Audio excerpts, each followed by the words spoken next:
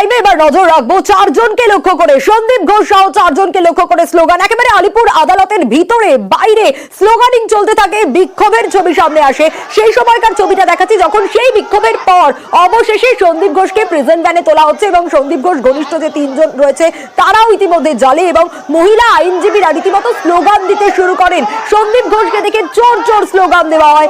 বেরোনোর সময় যখন প্রেজেন্ট ভ্যানে তোলা হচ্ছে, জুতো দেখানো হয়, চটি দেখানো হয় এবং আদালতের এজলাসেও বিক্ষোভের পরিস্থিতি তৈরি হয়। মহিলা আইনজীবীদের স্লোগান, হস্তক্ষেপ করতে হয় বিচারককে। পুলিশের সামনে রীতিমতো তুমুল বিক্ষোভের ছবি সামনে আসে। সেই সময়কার ছবিটা আপনাদের দেখাচ্ছি এবং সন্দীপ ঘোষ সহ চারজন বেরোতেই শুরু হয় আবার স্লোগান। একেবারে জুতো হাতে বিক্ষোভ এক ব্যক্তির। জুতো হাতে বিক্ষোভ এক ব্যক্তির। আলিপুর আদালতে এজলাসের ভিতরে বাইরে বিক্ষোভের ছবি সামনে আসে। সন্দীপ ঘোষকে লক্ষ্য করে চোর চোর স্লোগান যেরকম দেওয়া হয়, সেরকমই জুতো দেখানো হয়। এক ব্যক্তি, এক বিক্ষোভকারী রীতিমতো জুতো দেখাতে থাকেন,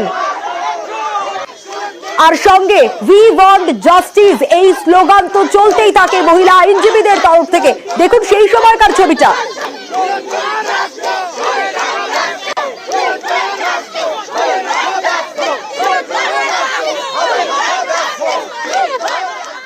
আলিপুর আদালতের এজলাসে বিক্ষোভের ছবি, আরো বিস্তারিত সেই সময়কার ছবিটা একটু জানতে চাইবো অর্পিতার কাছ থেকে। অর্পিতা, একেবারে সন্দীপ ঘোষ সহ তার ঘনিষ্ঠরা যখন উঠছেন, ইতিমধ্যেই তারা জেল হেফাজতে, যখন তারা উঠছেন প্রিজেন্ট ভ্যানে তখন চোর স্লোগান, জুতো দেখানো হয়। কিন্তু যে পরিস্থিতি তৈরি হয়েছিল, সেই বিক্ষোভের পরিস্থিতি, সেই ছবিটা একটু জানতে চাইবো তোমার কাছ থেকে।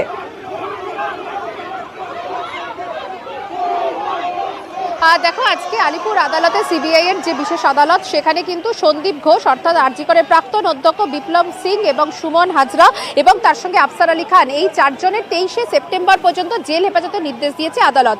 আর এই রায়ের পরেই যেটা দেখা যায় যে এজলাসের ভিতরে এবং এজলাসের বাইরে সেখানে আইনজীবীরা সেখানে বিক্ষোভ প্রদর্শন করতে থাকেন এবং সেখানে গো ব্যাক স্লোগান দিতে থাকে, কারণ কলকাতা পুলিশ সেখানে তারা ছিল এবং তাদের সামনেই কিন্তু এই স্লোগানিং এবং তারা বিচার চান তিলোত্তমার, এমনটা তারা স্লোগান দিতে থাকেন। কিছুক্ষণের মধ্যেই যখন বিচারক যখন নেমে গেছিলেন, এই চিৎকারের জন্য তিনি আবার ফিরে আসেন এজলাসে এবং তিনি বোঝাতে থাকেন, কিন্তু তা সত্ত্বেও সেটা সম্ভব হয়নি। সেই সময়তে কিন্তু কলকাতা পুলিশের আধিকারিকদের সামনেই এরকম একটা অশান্তির আবহ তৈরি হয়। তখন কেন্দ্রীয় বাহিনীর আধিকারিকরা এজলাসের যে বাইরে যেখানে কিনা করিডর, সেখানে তারা এসে পৌঁছায়। কোনো মতে তাদেরকে, এই চারজনকে, সন্দীপ সহ যে চারজন, তাদেরকে নিয়ে আসা হয় বাইরে। বাইরে যে ছবিটা তুমি দেখছো, সেই বাইরে কিন্তু দেখা যায় যে যেখানে কিনা জেলের গাড়ি রয়েছে, সেখানে যখন চারজনকে যখন তোলা হয়, সেই সময়তে এক ব্যক্তি, এই যে গার্ডরেল তোমাকে দেখাই, সামনে দেখো এই গার্ডরেল দিয়ে এখানে ঘিরে রাখা হয়েছে, এই গার্ডরেলের উপরে কিন্তু কার্যত উঠে যায় এবং গার্ডরেলের উপরে উঠে সেখান থেকে কিন্তু জুতো ছড়ে এবং জুতো দিয়ে জেলের গাড়িতে বারবার সেখানে আঘাত করা হয়। কারণ সন্দীপ ঘোষ এবং চারজনের বিরুদ্ধে যে তাদের ক্ষোভ, সেই ক্ষোভেরই এটা বহিঃপ্রকাশ, একেবারে নজিরবিহীন। আলিপুর আদালতে এরকম যে একটা চিত্র, এটা একেবারে কার্যত কিন্তু বলা যায় একেবারে বেনজির বা নজিরবিহীন। এই চিত্র কিন্তু আমরা দেখলাম যে সেখানে শুধু জুতো ছুঁড়ে এবং সেখানে স্লোগানিং দেয়, গো ব্যাক স্লোগান দেওয়া হয়, চোর চোর স্লোগান দেওয়া হয় এবং সেখানে যারা আইনজীবী যারা ছিলেন তারা সেখানে বিক্ষোভ প্রদর্শন করতে শুরু করেন এবং কোনো মতে সেখান থেকে কেন্দ্রীয় বাহিনীর সহযোগিতায় শেষ পর্যন্ত চারজনকেই জেলের গাড়িতে করে নিয়ে যাওয়া হয়েছে ইতিমধ্যেই প্রেসিডেন্সি সংশোধনাগারে।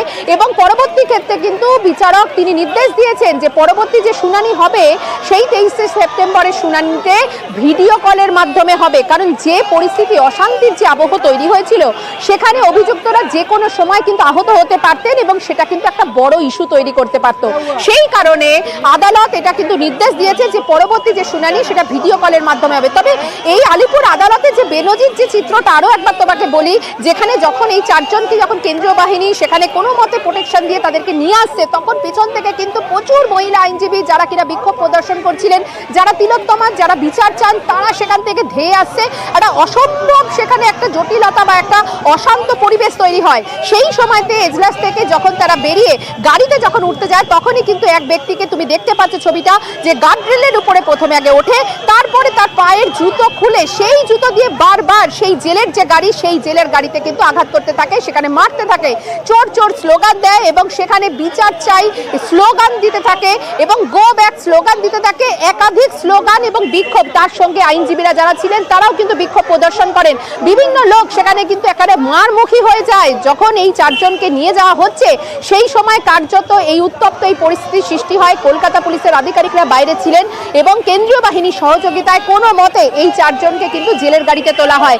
আজ যে ছবি আমরা দেখলাম সেটা একেবারে কিন্তু বেনজির। জুতো ছোড়া থেকে শুরু করে, জুতো দিয়ে পিটানো শুরু করে, একেবারে বের করানো। একদমই তুমি যেটা বলছিলে, আমরা দেখছিলাম যে তুমি বলছিলে সাধারণ মানুষের ক্ষোভের বহিঃপ্রকাশ এভাবে, কিন্তু এই ছবিটাও তো দেখা যায় একেবারে ভিতরে বাইরে আইনজীবীদের তরফ থেকে বিক্ষোভ, মহিলা আইনজীবীদের স্লোগান।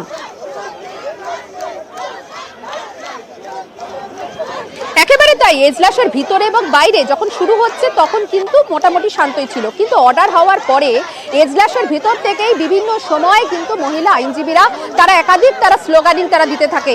এরপরেই পরিবেশ উত্তপ্ত হয়ে ওঠে। বিচারক বেরিয়ে আসেন এবং এই বিচারক বেরিয়ে এসে যখন তিনি বোঝাতে শুরু করেন তারপরেও কিন্তু কোনো মতে এই ঝামেলা থামেনি। তারা বাইরের দিকে তারা বেরিয়ে আসে এজলাসের এবং করিডরের মধ্যেই সেখানে অশান্ত পরিবেশ তৈরি হয়।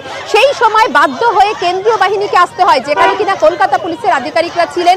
তাদের সামনেই একেবারে এত অশান্তি, এত ঝামেলা দেখে শেষ পর্যন্ত কেন্দ্রীয় বাহিনী আসে।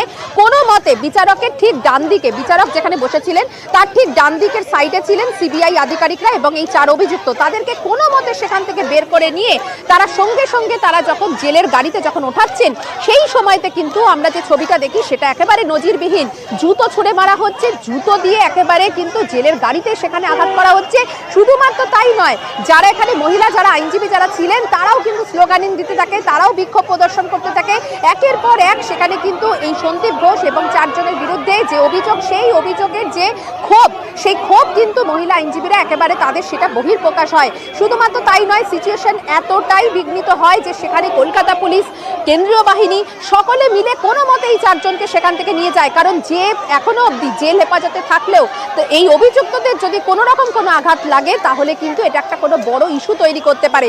সেই কারণে কিন্তু একেবারে কলকাতা পুলিশ এবং তাদের সামনে যখন তারা পাচ্ছিলেন না সেই সময় কেন্দ্রীয় বাহিনী দিয়ে কোনো মতে তাদেরকে জেলের গাড়িতে ওঠানো হয়। এবং যে ছবির কথা তোমাকে বললাম যে মহিলা আইনজীবীদের তাদের যে ক্ষোভের বহিঃপ্রকাশ, সেই ক্ষোভেরই বহিঃপ্রকাশ তুমি দেখছো, যেখানে তিলোত্তমার বিচার চাই বলে তারা দাবি করছেন এজলাসের ভিতরে এবং এজলাসের বাইরে এবং এজলাসের বাইরের চত্বরে, অর্থাৎ একেবারে রাস্তার মধ্যে যেখানে কিনা কোর্ট চত্বর, সেই চত্বরে কিন্তু তারা বিক্ষোভ প্রদর্শন করতে থাকেন এবং তারা জাস্টিস চান এমনই তারা দাবি করেন। কিন্তু আজ যে পরিস্থিতি তৈরি হয়েছে সেটা একেবারে বেনজির বা একেবারে নজিরবিহীন, যেখানে দেখা যায় যে গার্ডরেলের উপরে উঠে সেখানে কেউ জুতো, নিজের জুতো খুলে যে সেই জেলের যে গাড়ি, সেই জেলের গাড়িতে বারংবার সেখানে কিন্তু সপাটে সেখানে চড় মারতে থাকছে এবং সেই জুতো ছুঁড়ে কিন্তু মারার চেষ্টা করে। আইনজীবী যারা ছিলেন পেছনে তারাও কিন্তু সেখান থেকে ধেয়ে আসে এবং একটা বিশৃঙ্খলা, চরম বিশৃঙ্খলা পরিস্থিতি তৈরি হয়।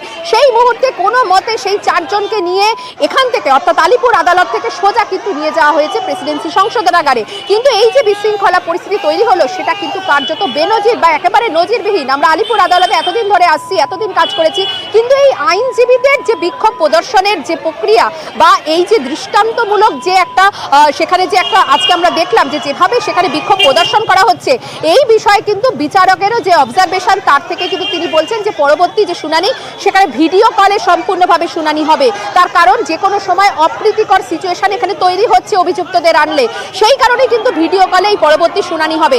এবং যারা এখানে আইনজীবীরা যারা এখানে ছিলেন মহিলা আইনজীবীরা তারাও কিন্তু এই বিক্ষোভে তারা সামিল হন, প্রত্যেকে এখানে সামিল হন বেশিরভাগ ক্ষেত্রেই, এবং তারা সেখানে বিক্ষোভ প্রদর্শন করতে থাকে। একটা অশান্ত পরিবেশ আলিপুর আদালতকে একেবারে অন্যভাবে আজকে আমরা দেখলাম যে বেরোনোর সময় আইনজীবীরা সেখানে বিক্ষোভ প্রদর্শন করছেন। অর্পিতার সঙ্গে থাকো, এই খবরে আমাদের নজর থাকবে। এরপর থেকে ভিডিও কলে হবে শুনানি এর পরের বার, এমনটাই জানানো হয়েছে ইতিমধ্যে। এই খবরের আপডেট আপনাদের সামনে তুলে ধরবো, তবে একটা ছোট্ট ব্রেকের পর।